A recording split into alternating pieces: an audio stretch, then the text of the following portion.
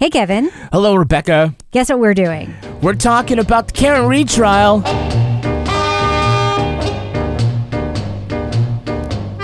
That's right, it's the Readathon, and we are discussing the closing arguments made by attorney Alan Jackson and attorney Hank Brennan yesterday in court to sum up this whole case.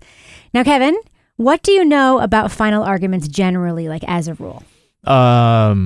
The last ones, the closing arguments. That's true. But where are you going with this? Well, they're not evidence. Right.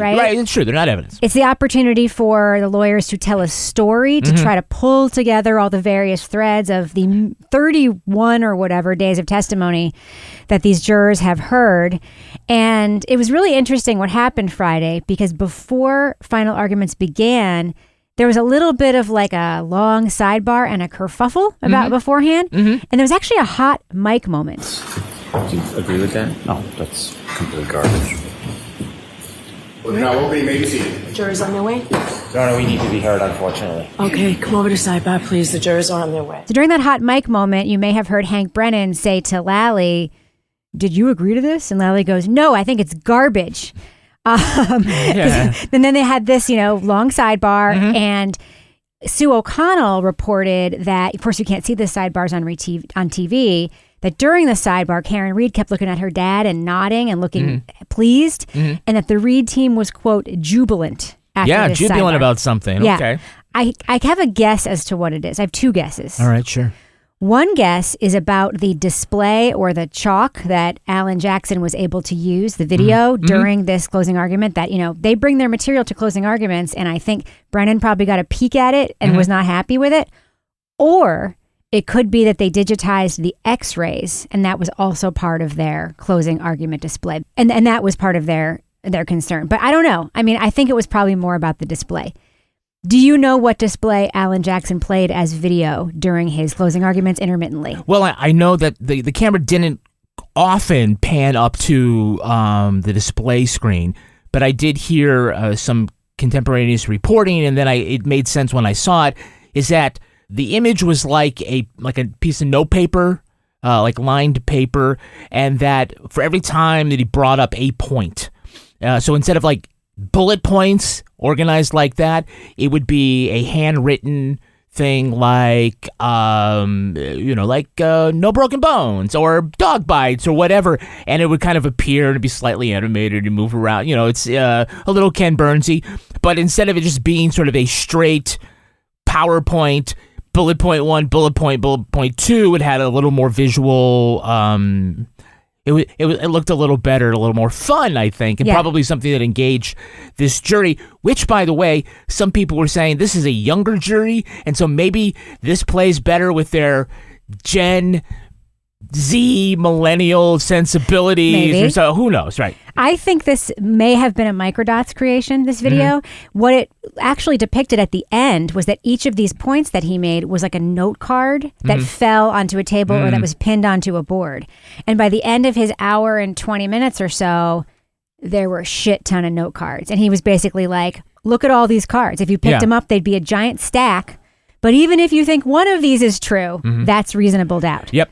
So it was very, very effective. Yeah. And I think it's probably the kind of thing where, like, at the last minute, one of those cards could be kicked out by the judge. So I think it's more of like an interactive. It wasn't a film. It was the kind of thing that they'd have to like be able to change on the fly. That's right. So a couple of things that Jackson did during this final argument was he told a narrative story of something that could have happened on January 28th and the 29th, which he did not do at the last trial. The last trial, he very much focused on potential third-party culprits. He very much focused on granular things that had come out at the trial. And you might remember they only had a couple of witnesses at the end of the last trial. They had Lucky Loughran and they had Arca. And maybe like one other person, but that was it. Yeah. And here they couldn't get Officer Dever in, right? They tried. That was a fight. I'm not sure. Yeah, okay. But this time they had Dever, they had Wolf, they had Rentschler, they had their La Posada, they had Lucky. They had like this nice balance of like a few witnesses, a handful of witnesses that sort of told a story together. And he really wrapped it up. But a big theme in his closing argument was not trusting the police. Sure. Because they protect their own. Well, Has he been listening to the Readathon? Because this is kind of what we said. This is a theme that plays into it. It isn't just like this, well, in general, you can't trust the police. So my client, obviously the knife was planted.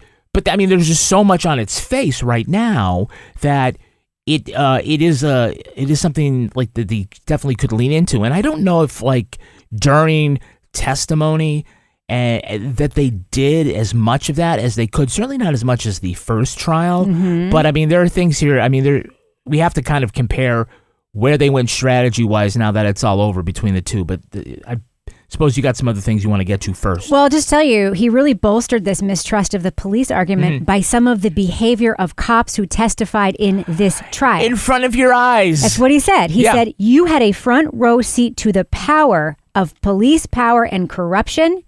And he said, you can judge Kelly Devers' attitude and what that meant. Mm-hmm. She said that she created a false memory after testifying to an agency that you can't lie to and telling them a very detailed story. And then you heard that she was called into the commissioner's office and told, do the right thing. Yeah. He talked about Gallagher. They said, what did she call it? A false memory? A false memory created in good faith. What? That's what he said. What? I love the whole defense team's use of what is great. He's very good, by the way, vocally with inflection and climax. He's very much like an orator and has like that sermon style thing where you start with a theme, tell a story, and then at the end come back to that theme. So he was able to talk about what the jury saw. They saw Buchanan be obstinate on the stand. Buchanan, by the way, was wearing a 3-piece suit yesterday at closing arguments and standing outside the courtroom door so that he could see the jurors when they walked in and they can see him. Yeah. And that maybe he thought was going to be like a intimidation tactic or something, but it actually worked to Jackson's benefit, I think. Because Buchanan is a big guy. Yeah. And memorable. And if the theme of the speech was, you can't trust the cops, they misuse their power. They just saw an example of it. He didn't mention that, but it was something that happened in the courtroom. So another big theme. And by the way, I think it was Attorney Little asked the court officers if he could move. Right. Did you have him move for this, for the intimidation reason? Yeah. Right. Right. I'm kind of glad that they weren't successful entirely, by the way. The jury did see him apparently. Okay. So another big theme of this was this Bowden defense, which has to do with the police investigation. That was it a defense, or is it an argument that can be made? It's called a Bowden defense. Okay, sure. I think there might be a Bowden argument too, but they call it a Bowden defense many, many times in court. So this has to do with the veracity of the police investigation and the integrity of the police investigation, generally speaking. What was so smart, and we talked about this before, was that he used this Bowden defense to be able to tell a story about Brian Higgins and about Brian Albert and about Chloe the dog and about the narrative that he told about what happened on the night of the 28th. He showed clips from the video of the waterfall. He told a very reasonable story about John going into the house and then never coming out, which freaked Karen out because the house was dark. She didn't know any of the people in there. And then he just abandoned her in the car. And that's what she assumed when she left all those messages. And basically he was like, told the story. Remember, they're not doing third-party culprit. He said... Right. So the Bowden defense is not to say that these people did anything wrong or to get the jurors to buy into whether or not their behavior rose to a level of this or that. The argument is that the police should have looked into that, and that is the argument. That's right. Right. Especially so knowing... if you think the police should have done more than that, right, then you can find not guilty. Especially knowing the things that they know now through trial, such as Brian Higgins lying about being at the police station in the middle of the night and then being at the police station in the middle of the night. I think about how that plays matched with Devers' testimony, that he was there and that she was there at the same time, and that it probably bolsters this idea that she did, in fact, see him something around. Yeah. Right? Even though the car wasn't there yet, he certainly was. So they talked about that. They talked about, oh my God, Kevin. They talked about the 5:08 phone call in the morning from Jen McCabe to her sister, inside Coco, the house, right? Coco. That was picked up. That didn't come out in the first trial, but he brought that out again. Yeah. He brought out the fact that there was not a dog at 34 Fairview by the time the cops got there, and everybody knew they had a dog, right? Because the dog had bit people. Yep. And at one point, Jennifer McCabe ran into the house to wake up her brother and sister, and the dog wasn't there. The dog should have been startled or anything. Yeah, right. And at one point in a closing argument, Alan Jackson whispered, It was the dog. It was the dog. Very, very it's dramatic coming from moment. inside the house. Right. So that was another theme here, bringing in this third-party culprit idea through a Bowden defense. Very smart, because then Colin doesn't even have to be on the table. Right. And he's not saying, now the defense can reasonably say, we don't know exactly what happened, but it could have played out like this. And they actually stressed the garage. They talked about the fact that the phone temperature readings, the battery temperature, actually better matched, because it plummeted in temperature right before his body was found, and it was stable for 4 hours. It better matches him being left in a cold but not freezing place than it matches it being under his body, under his shoulder, the whole time he was outside. Remember, this jury doesn't know anything about the idea about a party in the basement. Right. That the idea Basement was that has never come up. basement has never come up. Although he did mention the basement briefly, but the garage really seems to be the focus here. Yep. And he brought up one of my favorite things that happened in this trial that I didn't think anyone was going to remember. That Jen McCabe was shown pictures of 34 Fairview. And he said, what is that door right there? Isn't that the door into the garage? And she pretended like she had never seen it before. And her answer was, oh, actually, there is a garage door right there. Garage? What I guess garage? there is a door there. Yeah. Oh. And he said, this is a person who has been to this house hundreds Since she was 5 years old or something of like that? times. Yeah. Her sister lives there. It is her sister's home now. She hasn't just been there, a couple times in high school. She goes there all of the time. So I'm so glad they brought it out. Then there was a pivot. And by the way, I'm not doing this exactly in order. I'm just covering the themes. There was a pivot to the science, which he called the silent witness that doesn't take sides. If there was no collision, then what the hell are we doing here? He kept asking that question. What are we doing here? They have not proved a collision. In fact, there was no collision. Like if there is an absolute not guilty factual innocence thing, it's factual innocence by no collision. It's because that is the state's theory of the case. So he talked about ARCA, and he called Dr. Welcher's test.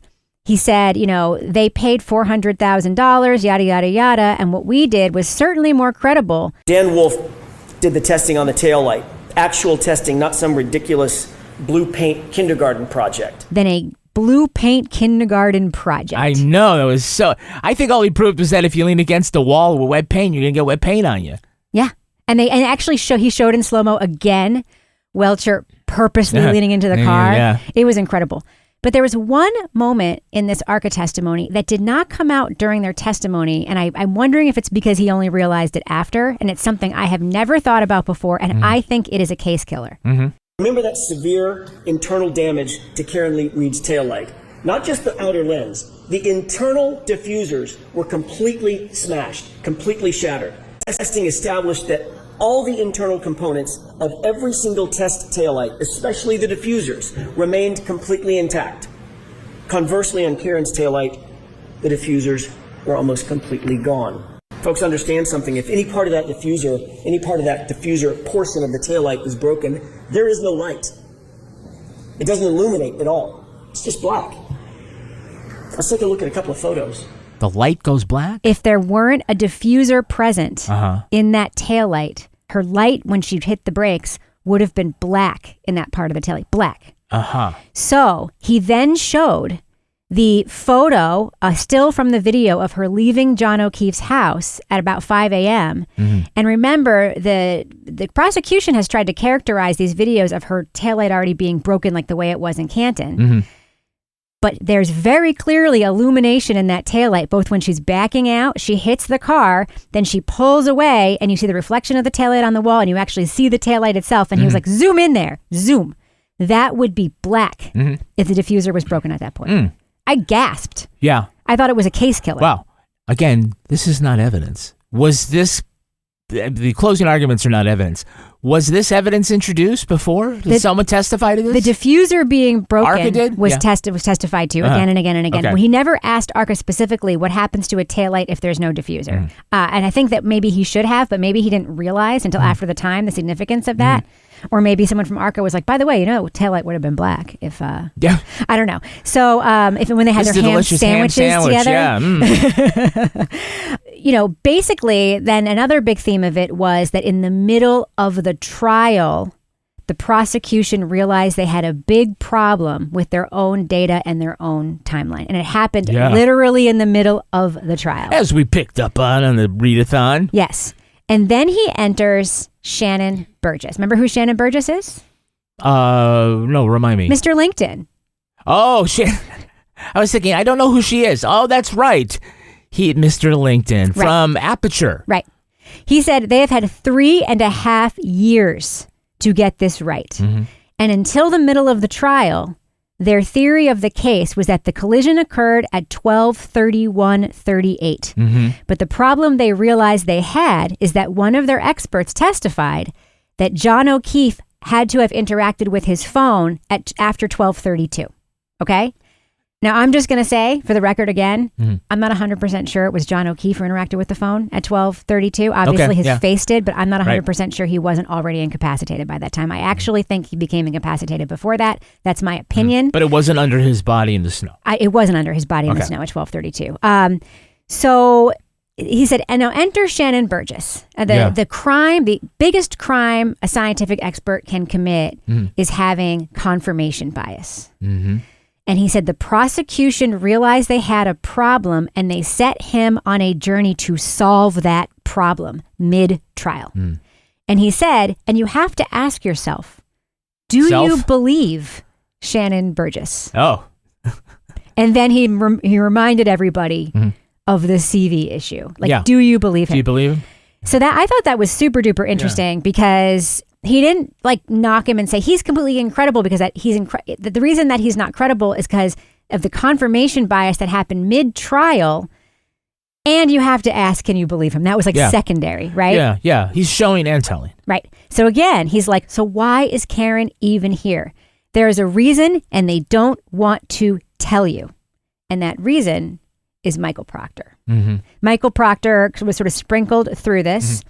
He said nobody bothered to secure Kelleher's Ring camera, which would have been pointing directly at the collision site. Mm-hmm.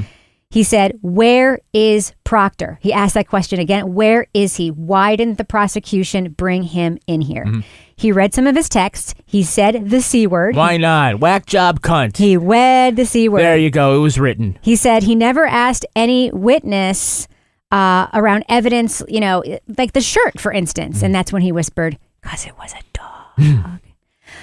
He talked about the tiny magic hair that just happened to cling to Karen's car between her being on Fairview, driving to One Meadows, driving to Jen McCabe's house, before Jen McCabe's house, as Hank Brennan pointed out, and this will become important later, driving around for 28 minutes, driving to Jen McCabe's house, then back to One Meadows, and then the car going to her parents, and then on a tow truck for a 45-minute drive back to Canton. That magic hair managed to stay there. However, between the technician taking 2 photographs of it, it moved, likely because she breathed on it, which is something that came out during trial. It's like, so this magic hair survived all that. All of these things. But then as soon as someone takes a picture of it, it moves a couple inches. And that was John's hair? It was John's hair. Okay. Yeah, or it was consistent with John's hair, but it actually didn't have a root. Yeah. So it was a familial on the maternal side match to John. Okay. So the 227 search, he framed this in a really good way. Yeah, how's that? He didn't bring up, he didn't really stress that she made the search at 227, and therefore, he said, whatever time essentially that she made the search, her story is that Karen told me to Google hypothermia. Mm-hmm. So who on earth, when asked to Google hypothermia, would Google how long to die in the snow? Somebody who doesn't know how to spell hypothermia. She doesn't know how to spell how either. But I will say, this has been my question since the beginning. I think the time of the search, I don't think it's important. I think they're wrong, actually, but okay. It's not important, and I don't think it matters whether they're wrong or right. Mm-hmm. The bottom line is she Googled that expression. There is video of, she insists that Karen said that after the police got there. Mm-hmm. There is video of the entire time the police was there. Mm-hmm. The 2 things we never hear Karen Read say are, I hit him, and Jen, Google hypothermia. Mm-hmm. Never comes up. Mm-hmm. It wasn't on any of the videos. And we get to I hit him. It wasn't on any reports. Higgins at the police stations, the flirty text. He said, you heard Buchanan deny that these were flirty texts. Why did he deny them? Because they didn't investigate him. Yeah. Or maybe because nobody flirts with him. He doesn't know what the word theory means. He probably doesn't know what the word flirt means. Right, Yeah. right. So then he did a really good job of talking about Hank Brennan and the prosecution. Going right after them. Going right after them. So you know how they wanted Judge Bev Canoni to write an instruction that said that Hank Brennan falsely said that the holes, she said no to that. Yep. So he did it instead. And he told it in a much stronger way. Yeah, I saw He this, said, let me tell you about the holes. This is how they came to be. And then you saw with your own eyes. Mr. Brennan stood here in front of you and dramatically held up John's sweatshirt. Not just to the witness, but to you. And asked Dr. Wolf about it multiple times. Specifically, while it was in that plexiglass, asked Dr. Wolf about the multiple holes in the back of the sweatshirt. He interrupted Dr. Wolf, and Dr. Wolf started to look at the sweatshirt and say, and he said, how about here? Here's a hole, here's a hole, here's a hole, here's a hole. Dramatically tapping on that plexiglass. It was clear what the suggestion was, that the holes in the back of John's sweatshirt were from January 29th. That's the impression that was expected to be left with you. That's the impression that he wanted to leave with you. He said, they haven't shown you it's possible that he was hit by a car and all of these other things. And then he had this long speech about truth and justice in the American way. And you can't trust Little the Jack cops. McCoy. Well, Yeah. So overall, I've seen people on, legal types on Twitter and so forth saying that this was a masterclass closing argument. It's a closing argument that should be shown in courses about closing arguments because it did do the job of sandwiching the no collision and then talking about all the reasonable doubt. And then instead of, they usually do like a tree chart. If this, then that, if this, then that, where it's like, if this, then not guilty. If this, then not guilty. And the way he did it visually with the cards was really, really tangible. Yeah. Can I talk about my case killer? Sure. It's the dog bites. Yeah. The dog bites. The dog bites. There is, if you believe those are dog bites, you have to acquit. Because there is in no way, in no world, a situation where a dog bit his arm and he was hit by a car. Right. That just is not possible. You can't say he was hit by a car and left to die and a dog came over and attacked his one arm. They would have been better off saying that, frankly. It's just not plausible. No. And so instead of all these, you can get to reasonable doubt 12 different ways. If this and that, and you can go here and there. But if you believe those are dog bites, it is straight line to not guilty. Right. So, Hank Brennan's turn. Okay. Hank Brennan. Can I just say one last thing about the closing argument? Absolutely. So, again, we have to remember that this jury doesn't know all the things that we know from the first trial. Correct. And so if we can assume that that is factually correct and they're just getting this story, this version of this story, it is far more elegantly told this way than it had been in the first trial by both the prosecution and the defense. Too complicated. It ended up being kind of... The thing that we love about the story makes it very complicated for the jury, at least because you are trying to say... Your defense argument has to be, you have to believe this whole other thing happened. Right. And they're not saying that this time. And they're not saying that You just this have time. to believe a collision didn't happen. Yes. Or they didn't prove a collision. Right. Or explain that, this thing is bad. It makes the individual acts bring up reasonable doubt as opposed to you have to put all of these things together and make it, and decide that is what happened. So I really would love to be there for when these jurors are done and they pick up a newspaper and they find out all the other stuff that happened that they didn't hear about. Right. About the party, about the before party, about Colin's knuckles on one hand, about all these other things. Did they know about how many butt dials there were? No, Did they know that didn't come up as much. Did they know about all the text messages that were deleted?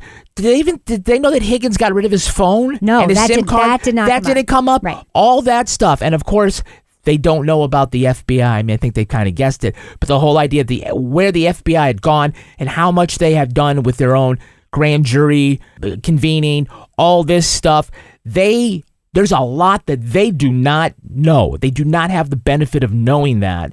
And instead, they've crafted a more elegant defense argument to just say, look at this. You can also look at this. You also can look at this. So you're looking at all consider all these things, looking at all these individual things. Pick one. You don't need to pick them all. Right. So then it's Hank Brennan's turn. And I'll say this. Hank Brennan did a great job if he wanted Karen Read to be convicted of a much lesser charge. Mm-hmm. So the jury slip has all of these subcharges on it. Yep. Each element, each crime, each of the 3 crimes have subcharges under them. Subcharges or sub criteria? No, it's like there's sub guilties underneath manslaughter, for instance. There's all these sub guilties. She can be not guilty of 6 elements of it and only guilty of 1. The vehicular, the leaving the scene of an accident, because there's the vehicular driving while intoxicated. Yep. There's a million things in there that they could find her guilty of. Several. Yeah. So that's kind of where the first jury was, right? They were looking more at how drunk was she, and how does that play into the operation of the vehicle? That was the charge they were hung up on. So you could see why that's something that gives them a great amount of thought. The thing about Brennan's closing is that he never addressed any of the major points that Alan Jackson brought up in his closing. And from what I understand, and I've done a little bit of research into this, and I asked our lawyer friends last night, typically, whoever goes second, and in Massachusetts, it's the Commonwealth that goes second, they pivot, they do the majority of their closing, but they also will pivot to address some things. Then they'll say, you just heard X, but X. He did not do that. He delivered his closing as intended. And he never looks at his notes. He comes over occasionally and flips a bunch of pages. He did work the room kind of he a lot. Paced and worked the room. He stood in front of Karen. He did all these things. But some of the things that came out of his mouth, I think maybe he thought of them in the moment, and they shocked me. One of the things that came out of his mouth was about Shannon Burgess. He said, there's the whole thing with his LinkedIn. You might be making fun of that. You might think whatever, but the bottom line is he's the one who found the card and discovered the data. It's like, why the fuck would you bring up all the bad things about him? Instead of saying the defense is attacking him on this totally irrelevant thing. He said that. He might be untrustworthy. He might be an idiot. But believe him, yes. He said that they were picking at people's inconsistencies from the last proceeding to this proceeding. People like Jen McCabe. And she's a soccer mom, by the way. We'll get into that. And that inconsistency shouldn't matter. It's like the spine of their story, the real story that matters. Later, by the way, he smeared Barros by using his inconsistency against him and saying he was just in it for the attention. And I'm like, oh, fuck you, Hank Brennan, and your big bill that you are charging the Commonwealth of Massachusetts. He's just in it for the attention. Yeah. Well, he tells on himself. He tells on himself. Right? Yeah. So a big part of his argument, which also baffled me, was that John was a good person who was incapacitated by Karen Read's car and left there in the front yard, he said, quote, like a child to die. And no one called 911. No one called 911. He literally said that. And then he said, Karen Read is the person who could have called 911. And I'm like, all right, you just said no one? And we've been told again and again and again that a first responder lives in the house on the lawn where he was found, and that a first responder lives across the street from where he was found. And, it's like when he said no one, it actually brought a bunch of people to mind. So that also really, really surprised me. So, Kevin, during Brennan's closing arguments, he said something that probably didn't stick out to the jury, but stuck out to me because it was not an evidence at the trial, and it also is problematic for some evidence that did come into trial. And what's that?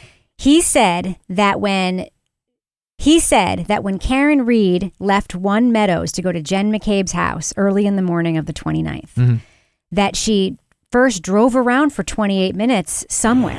And then she leaves at 5:07. She gets to Jen McCabe's about, 5:35? 28 minutes. It's about a 10-minute ride. Where does she go in 28 minutes? Where does she go? We don't know. We don't have data for that. Okay. That's what he said. Now, has been talked about before that whether or not she drove around town for 28 minutes. I think there might be a 28-minute gap between when she left and when she got there. That might be why she drove by the library, places, temple, or I don't know. Yeah. So this 28 minutes of her driving. Do you know why this is problematic for the prosecution? I'm going to say that the prosecution doesn't understand why it's problematic for them. Otherwise, they would have shut their pie hole. Yeah. I know. Why? Well, when Aperture testified, the reason they assigned key cycle 1162, a key cycle is a trip in the car. Okay. They assigned it to the Waterfall to 34 Fairview trip. And then they said that was the key cycle in which the 3-point turn happened that she made when she passed Fairview, and that the putting it in reverse and putting the accelerator down to 75% happened. They assigned it to that key cycle. The way they assigned it to that key cycle was twofold. They were looking for a 3-point turn, and they found one on John's Waze, which, by the way, in the first trial, they said the 3-point turn she made before she killed him on Fairview. Lie.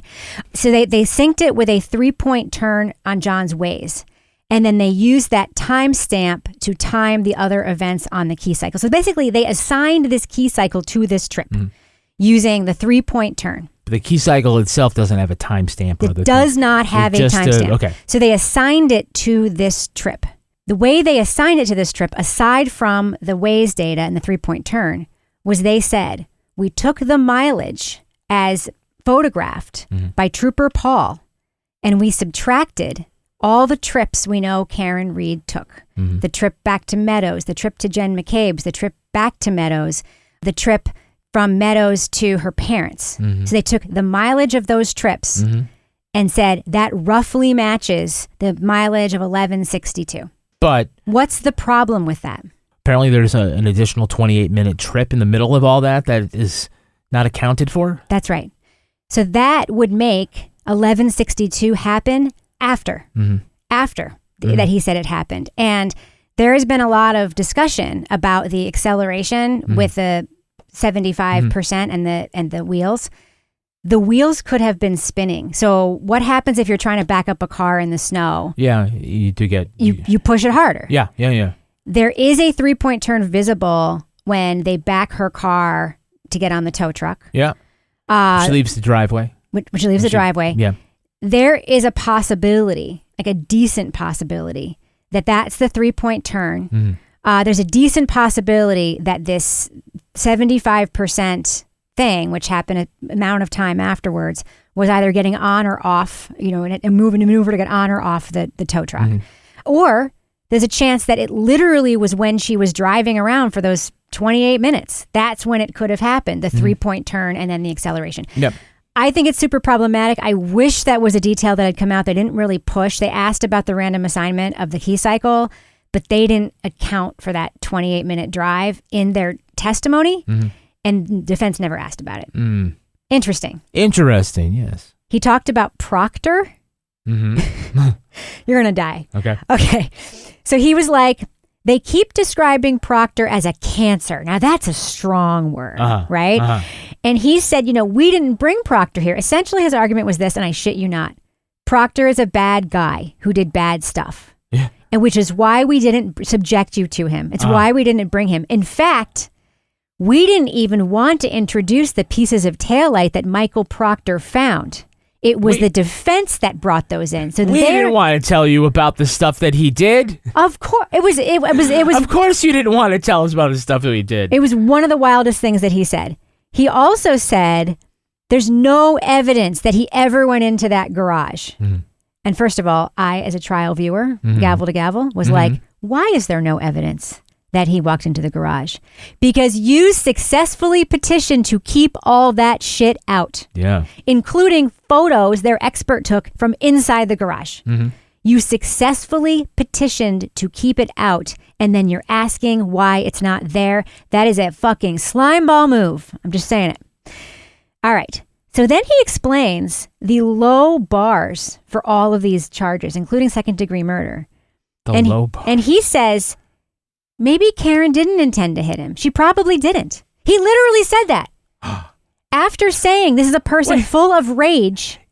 Isn't that part of the second-degree murder? Well, no. The intent? There's one of the prongs for second-degree murder is doing a reasonable act that you reasonably think could hurt somebody that results in their death. And he used the example, which, by the way, I think he got from TikTok. I'm not shitting you, because I saw this on TikTok, of kids throwing rocks off of a bridge. that they might be doing it to do damage to cars, but if they kill somebody, that's second-degree murder in Massachusetts. Okay?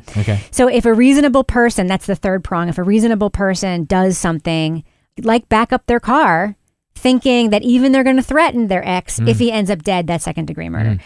But then he's like, we don't even know. He literally said, we're not even sure what happened, but we have a pretty good idea. It could have been in that 10-second window. It could have been 2 seconds after. It could have been 4 seconds after. That doesn't mean he was always near the flagpole. He could have moved. We don't know. We don't have data for that. We don't know if he went in the air a foot. We don't know if it was how much of a clip it was. We don't know if he stumbled back. Did she stop somewhere on the way by? Did she just see death? The healthcare data registers as steps. It could be pacing. It could be a straight line. It could be shaking the phone. We don't know. We don't know. We don't know everything. We don't know. This data doesn't tell you collision. It just can't replicate the exact contact. You can't. We would never suggest, and Mr. Withen did not claim, based on location data alone at that point, you can tell exactly where John O'Keefe is. So it's more than 33 feet. We just don't know. Got a pretty good idea. What does that sound like to you? Reasonable doubt? You think? He's just been prosecuting this as if he were a defense attorney. And by the way, all of the defense witnesses have a motivation to testify the way the defense wants them to. Marie Russell inserted herself into the case. Dr. Rentschler got a ham sandwich. He didn't say that. He did. He brought up the ham sandwich. He brought up the ham sandwich? Yep. Officer Barrows wants the attention. And what kind of witnesses would ever communicate with lawyers via Signal? I bet you, America, $1 million that now that Hank Brennan knows about Signal, he's going to be fucking using Signal to communicate with people. Signal, I guarantee it. Dude tells on himself. All right. So that's essentially what happened. I left the closing arguments feeling really good. And then there was jury selection. And, I asked our lawyer friend last night who has litigated in Massachusetts and actually used to work with Beverly Cannoni, whether or not it's normal, because this happened, for the judge in Massachusetts to pick the jury foreman before the selection of the alternates. Because that's what she did. She was like, juror number 1, do you want to be the foreman? And the guy, you could hear him say like, yep. And then she was like, okay, now we're going to pick the alternates. What if juror number 1 had been picked as an alternate, right? Yeah. So I guess his ball came out of the pile. And my friend said, who's litigated a ton of cases in Massachusetts, it's really up to the judge. So it's not illegal or immoral or anything. It's just kind of up to the judge for how they want to do it. Yeah. So obviously the defense had asked for transparency. That actually yesterday morning they filed a motion for transparency. What does that mean? In alternate selection. They wanted to be able to see the numbers on the balls. Oh. And they wanted to have the balls shown to the court. Denied. Denied, like bingo. So what I can't imagine why that would be denied. Commonwealth filed a motion opposing it, and I can't imagine. Her whole thing was there's no case law to support it. That was her whole deal with it. Same thing, by the way, she also denied the motion to put a not guilty next to all the guilties on the form, because the only place not guilty appears on the form is at the top. And then for each charge, it's just guilty. This was the problem they had last time. Exactly the fucking problem they had. Problem. Right. And she said, this has never been a problem before. And Yannetti was like, what are you talking about? It was in this case. It literally was the problem before, but she declined, and that was that. She said, bring me some case law to show me. Okay, how about us? Well, the Supreme Judicial Court didn't have a problem with her form, and she said that. Okay. So then the alternates were picked. And the jury ended up with 12. And, you've heard the jurors called names. One of the names has been No Notes Guy. No Notes Guy, yes. No Notes Guy is the foreman of the jury. Okay. He's a middle-aged black man. That's literally all we know about him. There were 2 other black people in the pool. They were both eliminated as alternates. We know that the giggler... Not eliminated as alternates. They were selected as alternates, so they're not out. Right. But they haven't been kicked out away. Yeah, they're just not deliberating. So the giggler... Remember the giggler who had to be moved? In. Oh, yeah. In. Deliberating. The 5 notebook person? Not in. Oh, I filled 5 notebooks. Can you imagine filling 5 notebooks and not making it in? Stoic man, there's this middle-aged white guy who apparently seemed less impressed with the defense, and but he's pretty stoic. Not in. Not in, okay. I'll tell you, a bunch of people who watched the trial beginning to end said the poll was, quote, good, but not perfect for Karen Reed. Okay. And Aidan Carney, I'm not going to give the disclaimer about him being problematic. I think I've done it too many times. He actually had a very interesting tweet where he said during the trial he had ranked all 18 jurors 1 to 18 about who he thought was most likely to vote for an acquittal for Karen Read. And like most of the top 10 made it onto the jury. There were a couple of I think 17 or whatever made it on or whatever, but a couple of like people that he thought were going to be really problematic were not. And so he said, all in all, I feel like it's, quote, a good pull. So anyway, I just have to trust the people who were there, right? Yeah. Well, one never knows. They got a lot of stuff to talk about, and people can be persuaded different ways. There's a lot to go through. So, Kevin, what do you think is going to happen? Oh, well, I do not believe there's going to be a guilty verdict. Neither does Vegas, by the way. Neither does Vegas. The online betting markets are 20% for guilty for Karen Read. 20%. Yeah, that's where the money is. I mean, I'd be given better odds. I'd be given like a better payoff on that wager in order to move the line. There's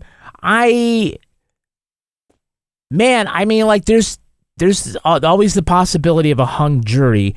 I don't think it's 11 guilty and 1 not guilty, but I mean, I think that there is at least one hard will not be moved not guilty in that group. I agree.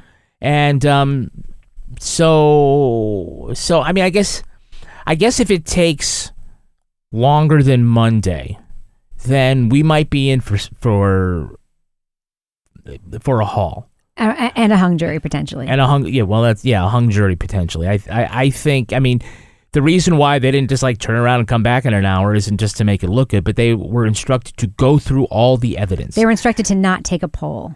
She suggested they not take a poll. Which I actually think is a good idea. If you take a poll right away, then certainly if you see who's raising their hands, you might dig in. You might be polarized. You might be you might be influenced in a way. You just kind of want to just wait for the pitch to come before you call it a ball and a strike. So I think that one of the things they have to do when they say go through the evidence, I mean, they were given things like the sweatshirt and the taillight and all the other stuff, so they want to pick it up, hold it in their hands, and then just start having discussions about it. And, I mean, it was 2 months worth of trial, and you shouldn't run through it in 2 hours. Right. So. Well, one of the things that's interesting about the poll idea is, I was a jury foreman one time. It was really, really great. I went into the back and I asked the other jurors. At first I said, can I be the foreman? And they all said yes. And I was like, yes. Yeah. And then I said, one way to do this is to take a poll. We could, and if you all agree that that's a good idea to see where we are now, we can, and everybody nodded. So I was like, okay, so we have 2 ways of doing this. We can either raise hands, or we can do it anonymously by writing what we think on a slip, and then we'll see how far off we are from consensus. Everybody said, I just want to raise hands. Okay. And I said, okay, who's for guilty? And not a single person raised their hand.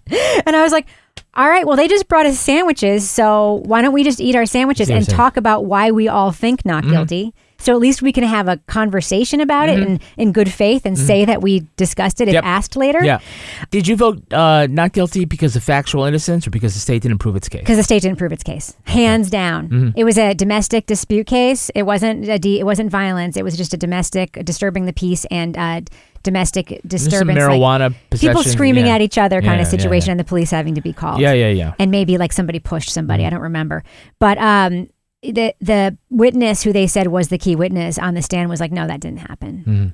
And, and they were like, are you sure that you didn't say? And she's like, no, I didn't say that. And it's like, you can't say, I mean, and by the way, she came off as potentially credible. So we were like, well, she's the one who they're saying called the cops, and she's saying it didn't go down like that. And we know what happens, but the bottom line is they didn't prove this fucking case. Too bad we don't have the Leviathan. I know. So anyway, speaking of, by the way, I agree with you that if it's Monday, it's going to be not guilty. I think. And then if it's longer than Monday, I think then we have a 50-50 chance of a hung jury. I'm going to tell you what I'm hoping. What are you hoping? I'm hoping on Monday it's not guilty, and I'm hoping it because you are going to be in Dedham at the courthouse because you are going to be going on court TV and they're going to be broadcasting live there. They've asked you to go. So it'd be like, I don't know, being on the steps of the Supreme Court when a big thing happens. I just hope they don't come back in the morning because I'll be driving down there after lunchtime. So yeah, I'm really excited to go down. I have assiduously avoided the entire, like, people are like, don't you want to go to Canton? And I was like, part of me does, but I also don't just want to be like a crime tourist or Yeah. it's something about that's very distasteful to Yeah. me. But as soon as the Court TV folks were like, we're going to be broadcasting live from Dedham, we can connect with you, but if you're in the area, you can also just come here. And I was like, I'll be there. She's like, how far is it? I was like, an hour and 20, I'll be there. Not even a second. I'm like, a chance to meet all these characters. I could meet Turtle Boy. I could meet all the other journalists. I could meet like all these other characters. All the people you've been shitting on 100%. John DePietro. You go shake his hand. I'm not shaking John DePietro's hand. I'll say, fuck you, dude. I'll be like, hey, John. Yo. Hey. Can I just say again, John DePietro reminds me so much. And I didn't say this in the podcast. I only said it to you. Have you ever seen Private Parts, the movie? Who plays Howard Stern's boss at WNBC?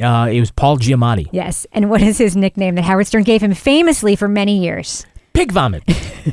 He looks like a pig. It makes me want to vomit. But his just, it's not because he looks like Paul Giamatti, although he sort of does. It's because of the anger with which he says things, especially things that are not true. Kind of dope, yeah. He has outrage for clicks. He is a textbook outrage for clicks dude. So anyway, we're on Verdict Watch. That's where we are. I plan at this point to talk to Mel tomorrow, maybe Monday morning, about her thoughts about the closing arguments. So there will be another Readathon releasing soon. And then, of course, during the Verdict Watch or when there's a verdict. All right. Kevin. Well, talk to you then. Thank you.